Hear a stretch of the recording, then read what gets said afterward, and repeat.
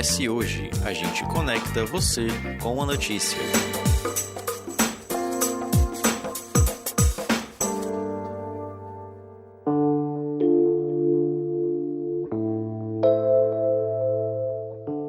Toda vez que o período de votação se aproxima, nós, eleitores, passamos dias e dias ouvindo sobre políticos, políticas e também ideologias. No dia da eleição, saímos para as urnas com a sensação de termos tomado uma decisão racional sobre em quem votar. Mas será que é isso mesmo? Há quem diga que talvez não tenhamos tanto controle sobre a nossa escolha política quanto imaginamos, já que as nossas decisões conscientes são frequentemente influenciadas por processos inconscientes, emoções e ideias preconcebidas. Para esclarecer essas e outras questões e entender como a psicologia explica as nossas decisões na hora do voto, o ES Ouve convidou o psicólogo, consultor e mentor de comunicação, Ramon Barros. Seja muito bem-vindo, Ramon. Obrigado, Couto, pelo convite. É um prazer estar falando com vocês e vamos tentar decifrar aí um pouco desses mistérios aí da mente na escolha pelo voto. Então, Ramon, vou pedir para você começar explicando para a gente o seguinte: além das propostas de campanha, que, claro, a gente analisa, discute, debate, isso vira aquela conversa que a gente tem com os amigos, com os familiares e tudo, o que mais atrai um eleitor a um candidato? Bom, você falou muito bem aí, né? A campanha eleitoral define muita coisa. São os fatores externos, segundo a psicologia comportamental, que definem as nossas escolhas. Ou seja, o nosso comportamento é moldado por essas consequências ambientais. O que quer dizer que os eleitores, eles são condicionados por reforços, por exemplo, promessas de benefícios, melhorias futuras. Um exemplo, né? Um político que vai repetir toda hora aí que ele quer melhorar a economia, ele pode condicionar positivamente o eleitor. Então, a gente acaba tomando decisões baseado em perspectivas futuras, a médio e longo prazo, que tenham a ver com os nossos sentimentos, os nossos desejos. Daí Freud fala muito bem de desejos, de pulsões, do que realmente a gente quer, como suprir desejos reprimidos e também de defesa, que molda nossas escolhas de acordo com esses conflitos internos que a gente tem. Essa escolha do voto, a gente consegue efetivamente seja algo mais racional? Não, efetivamente a gente vai ter alguma emoção que vai estar sempre se entrelaçando com a nossa decisão racional. Vai sempre entrelaçar, Couto. Olha só, as emoções, ela tem um papel muito importante no processo de decisões de toda a nossa vida. Quando se fala em eleições, isso também tem um peso muito grande das nossas emoções.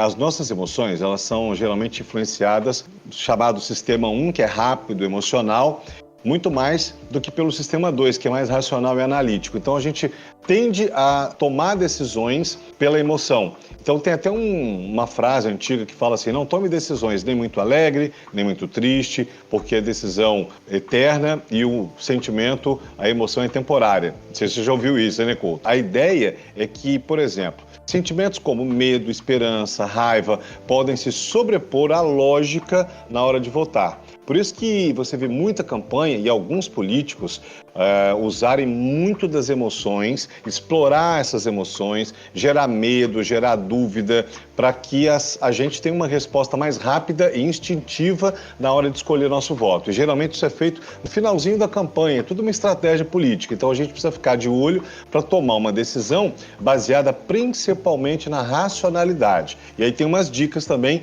que se der até o final a gente fala um pouco dessas dicas de como que a gente pode escolher de uma forma mais racional. E que emoções são essas?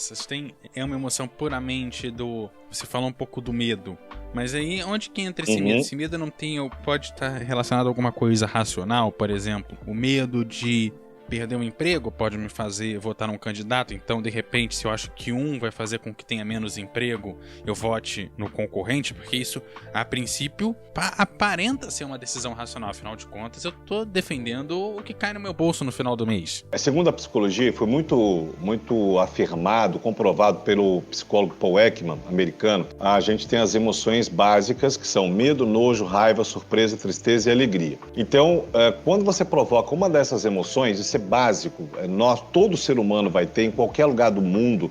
Ele comprovou isso viajando para os confins da Ásia, da África, vários continentes, enfim. A mesma emoção do ser humano tido como faz parte da DADES, né, e os que moram lá afastados de qualquer tecnologia são as mesmas. Então, quando durante uma campanha a gente começa a explorar, olha, gente, o candidato X, ele promete isso, mas ele não cumpre, cuidado, você pode perder seu emprego, você pode perder sua família, você pode perder sua autonomia, você pode perder isso ou aquilo. Então, vai explorando esse medo de uma forma que vai gerando realmente chamada histeria coletiva. Então, muitas pessoas começam a ter medo do candidato X determinado ali, porque o adversário está utilizando muito esse medo em cima dele.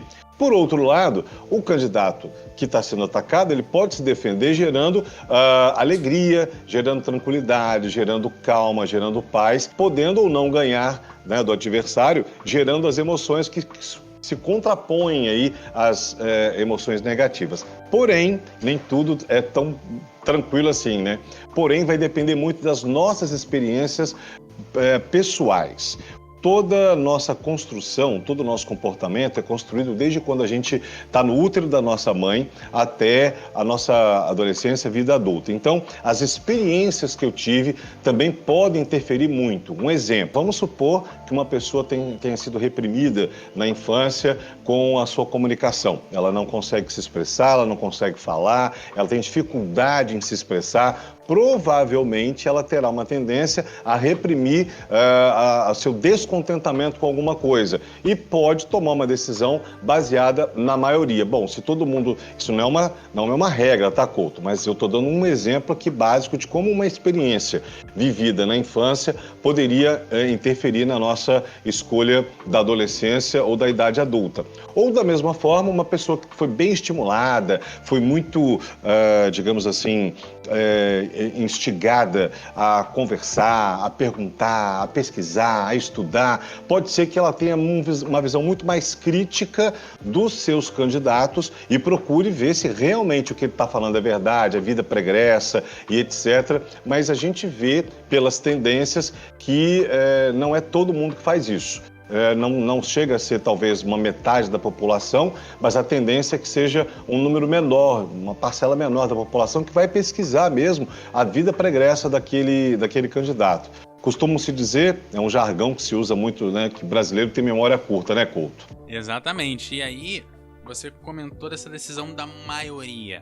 E aí a gente chega num ponto em que a gente começa a ter a sensação de algumas bolhas na rede social. Pode ser que essas bolhas pareçam que você está do lado da maioria, sem efetivamente você participar dessa maioria e você tomar uma decisão numa falsa maioria? Olha, isso pode acontecer sim. A gente já tem na história própria e recente do Brasil algumas escolhas que foram extremamente manipuladas para que a massa, para que o povo tomasse decisão por A ou por B. Ou no debate, ou nas campanhas, ou o marketing político construiu personagens em uma época onde a gente não tinha a facilidade da internet. Hoje, essa construção, Couto, ela é um pouco mais complexa, porque da mesma forma que você constrói um arquétipo, você constrói um personagem, com certeza ele se desfaz em segundos se alguém descobrir um vacilo, por exemplo, na rede social. Um vacilo, um vídeo antigo, um áudio antigo, alguma coisa se viraliza muito rápido pelas redes sociais. Então, pode causar rejeição. Então, por exemplo, como é que a psicologia explica a rejeição?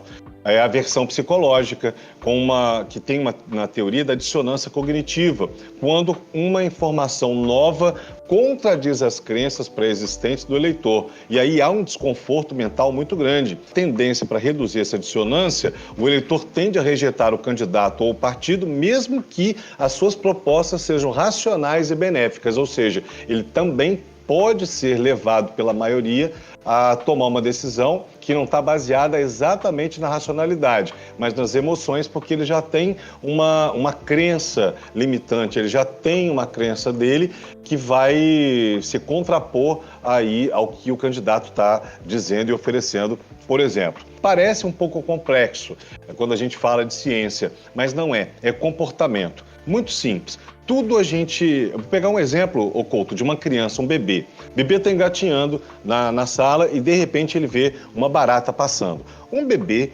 provavelmente, por curiosidade, vai querer pegar aquela barata, correto? Mas Se em algum momento a mãe der um grito, e geralmente aquele grito de mãe que assusta, que alerta, olha o perigo e tal, olha a barata, provavelmente essa criança já entendeu, já associou que aquele bichinho ali é extremamente nocivo e perigoso. Então, a gente vai carregar essas crenças ao longo da vida. E para desfazer essas crenças, só de uma forma consciente, da forma que eu aceite, que eu queira também participar desse processo de mudança. E como a gente faz muita coisa inconsciente, ou seja, nossas emoções regem as nossas ações na grande maioria do dia, essas tendências de escolher um candidato ou rejeitar outro, ou mudar de opinião ao longo da campanha, a gente está muito mais suscetível a isso do que imagina. Esse comportamento de rejeição, ele é independente do lado e do espectro político, porque muita gente fala que nessa polarização, o outro lado é muito emotivo, o outro lado é sempre o outro lado. Mas será que isso também não faz com que a gente, de algum modo, tá do lado A ou B, também seja emotivo? Todo ser humano, ele tem uma necessidade de pertencimento.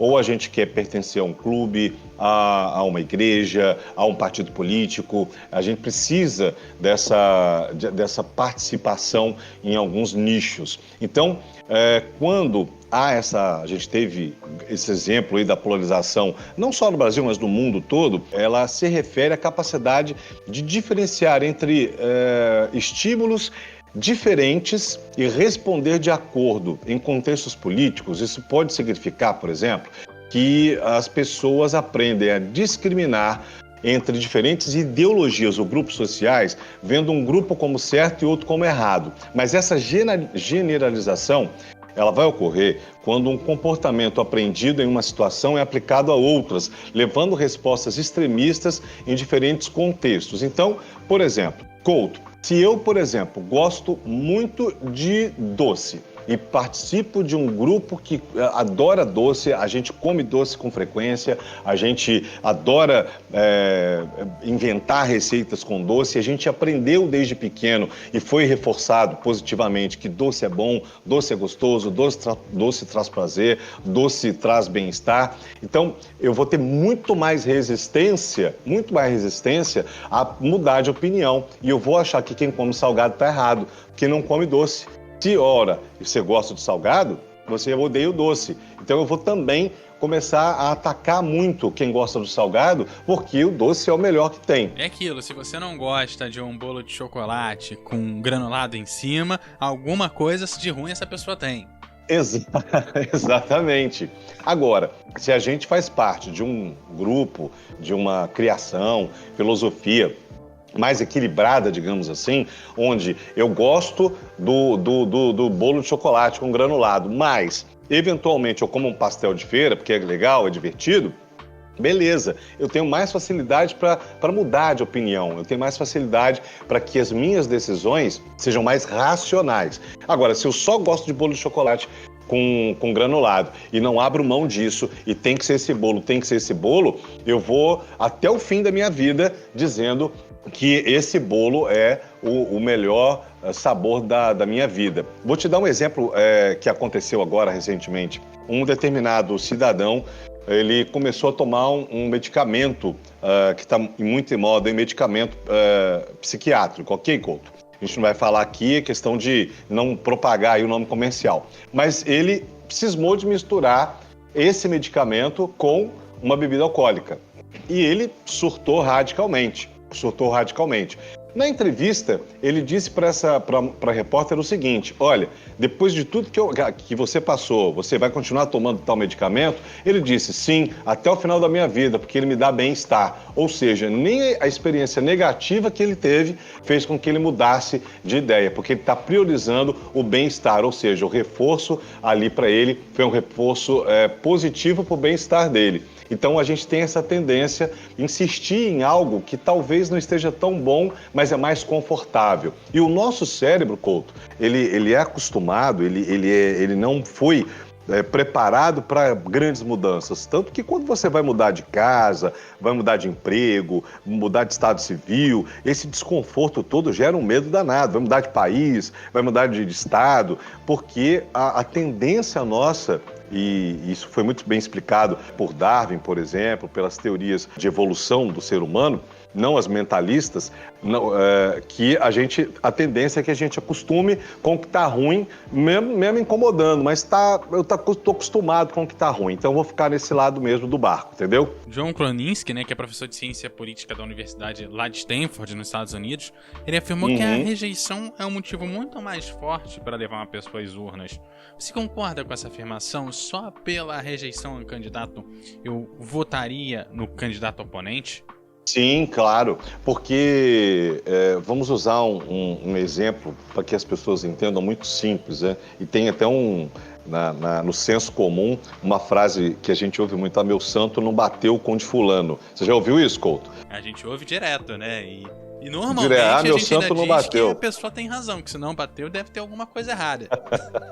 Mas da onde que a gente tira isso? Né? Vamos deixar a crença um pouquinho de lado, falar um pouco mais da ciência. São experiências que a gente tem ao longo da vida, que em algum momento aquela voz, aquele rosto, aquele olhar, o tom que a pessoa fala, os gestos que ela usa, a forma com que ela emite alguma palavra vai criar rejeição para a gente ou vai criar amor. Então, obviamente, junto a meu desejo de pertencimento, ou seja, eu preciso ser aprovado pelo meu grupo. As minhas crenças, quando eu me entendo como um ser humano pensante, as minhas crenças, além de qualquer exemplo que eu possa ter na minha vida, eu vou sim votar em um só pela rejeição no outro. Isso pode acontecer sem dúvida. O que hoje está tendo pesquisas que estão trazendo um conceito diferente é que as novas gerações, a geração alfa, a geração Y, os milênios, eles estão tendo uma tendência a não ouvir muito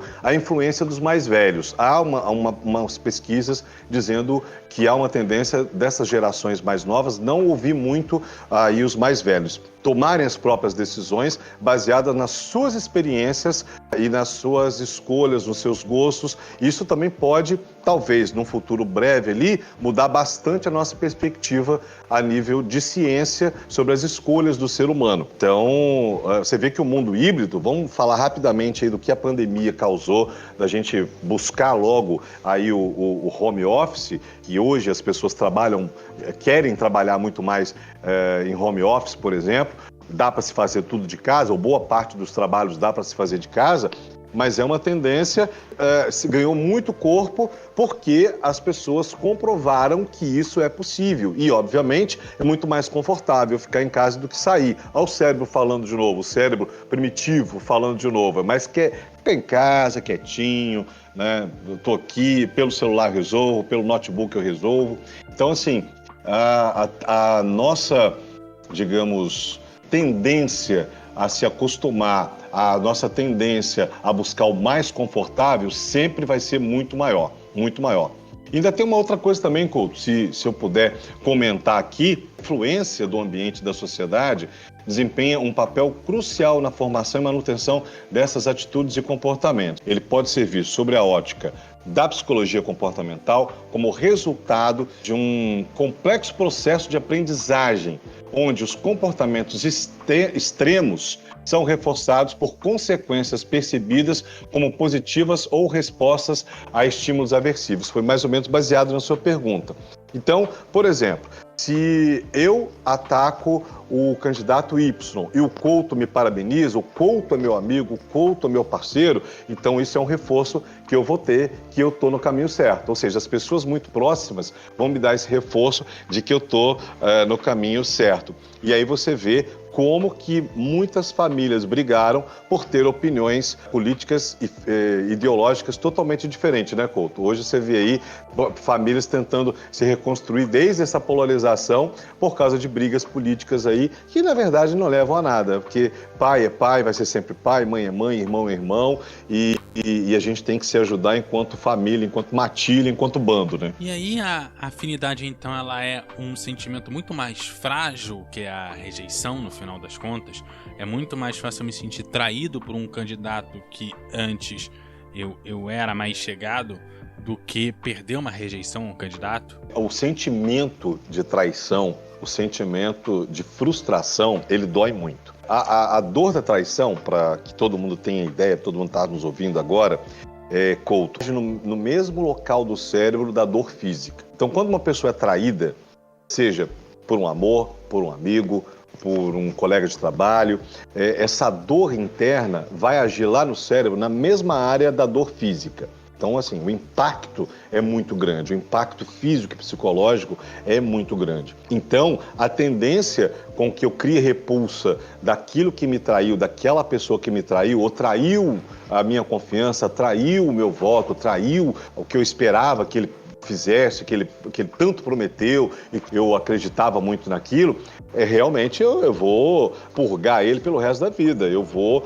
transformar ele no meu arqui-inimigo, vai ser o Coringa da minha vida, né? Eu vou me transformar no Batman, vou brigar com aquele Coringa o resto da vida, mesmo sabendo que antes eu o amava, antes eu tinha por ele uma afeição, uma simpatia, era fã, era meu ídolo, etc. Mas ele me traiu. Então, então tá. Então agora eu vou passar para o outro lado para poder mostrar que o meu voto tem um peso maior e o meu voto ele não vai ver nunca mais. Você já deve ter ouvido falar isso de algum amigo seu, né, Couto? Ou algum colega, algum amigo. Esse aí nunca mais vai ter meu voto. Deus me livre, porque não presta ou não traiu a gente e etc. E a tendência de ir para o lado oposto, eu gostava do azul, mas agora eu vou ser verde porque o verde incomoda o azul, de uma forma muito lúdica falando, entendeu? Bem, isso, e pra gente finalizar aqui, quais dicas você pode dar pro eleitor deixar esse subconsciente de lado, em casa,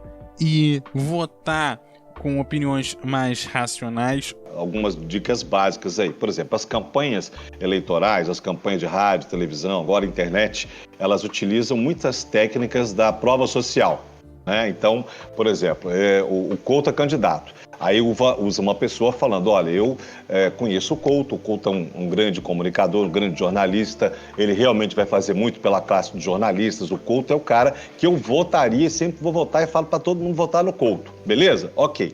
Aí, o que a gente tem que fazer? Ok, o Ramon falou do Couto, vamos pesquisar quem é Ramon? Vamos lá, quem é Ramon? Hoje com a rede social, qualquer nome que você coloca na rede social, você pesquisa com facilidade. É mais ou menos como se você procurasse referência de um produto ou um serviço lá no Reclame Aqui, sabe, Couto? O pessoal vai lá procurar lá no Reclame Aqui se tem processo, se tem reclamação, qual é a nota daquele produto ou serviço. Então faça isso conscientemente, faça isso mais vezes. Outra coisa que você também tem a disponibilidade de fazer, se for possível, se você tiver acesso a isso, veja ele cara a cara, vá num evento ao vivo, vá participar. E as pessoas não gostam muito hoje de ir num evento político, de participar, mas quando você vê ao vivo, a sua percepção é totalmente diferente do que quando você vê ele editado. E a gente vê muito a vida editada hoje, né? Por isso que tem tantas pessoas, Couto, tendo depressão, ansiedade por causa de rede social, porque vê a vida editada e não a vida como ela é, na verdade. Então, são dicas importantes.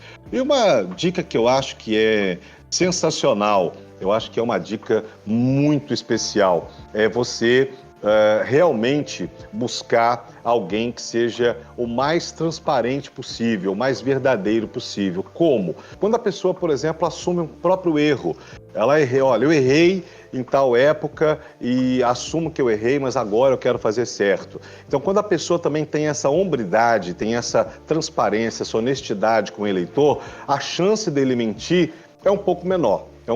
Pode existir, mas é um pouco menor. Agora, aquele que, uma clássica, aquelas clássicas do Maluf, né? Todo mundo já lembra, esse terreno não é meu, esse apartamento não é meu, esse dinheiro não é meu. Enfim, estava provado, classificado que era e ele falava que não era. Então, aí dá para desconfiar bastante, né, Couto? Então, é mesmo ficar de olho e buscar tomar uma decisão que beneficie a maioria. E a gente tem uma tendência muito a pensar no próprio umbigo. E quando você pensa num contexto maior, num contexto social maior, você tem a tendência a tomar uma decisão mais clara. Porque não adianta eu ficar preocupado só com a minha rua, com o meu umbigo, se o meu colega do outro lado, se o vizinho que mora na outra rua ali, está penando, está sofrendo. Isso não é uma decisão coerente, não é uma decisão ética, e o candidato que atende essas necessidades individuais, muito do umbigo de cada um, também não é uma pessoa confiável. Então, abre o olho, pessoal. Ô, Ramon, você falou uma coisa interessante, que é a questão da vida editada, né? Como se na hora do voto a gente fosse pegar a vida editada e depois do candidato eleito a gente fosse viver a vida só com as coisas boas que ele vai fazendo, no caso agora pelo município, pela cidade, como se a gente pudesse editar os problemas também. Exatamente. É isso, Ramon, vou agradecer a sua presença aqui no ES Ouve. Volte sempre, muito obrigado pela sua participação aqui. Muito obrigado, foi um prazer. Muito obrigado pela oportunidade. E lembre-se, gente, na dúvida, faça terapia. Terapia serve para tudo, serve até mesmo para que eu consiga melhorar as minhas decisões. Por exemplo, uma pessoa que tem uma tendência a tomar decisões erradas no namoro, no casamento, e não dá certo. O que eu estou fazendo de errado? Vai numa terapia, conversa com a psicóloga para que ela ou o psicólogo possa te orientar a encontrar onde é que está o erro, onde é que crença eu estou trazendo para cada novo relacionamento que está estragando a minha felicidade amorosa. Então, dá para mudar muita coisa fazendo uma terapia. Obrigado, Couto. Sucesso! É isso, lembrando que aqui a gente sempre te convida a debater, refletir e, sobretudo, a se informar. O ES Ouve tem edição e apresentação de Eduardo Couto, texto e produção de Carol Boer e também a direção de jornalismo de Daniele Coutinho. Gente, aquele abraço e até a próxima!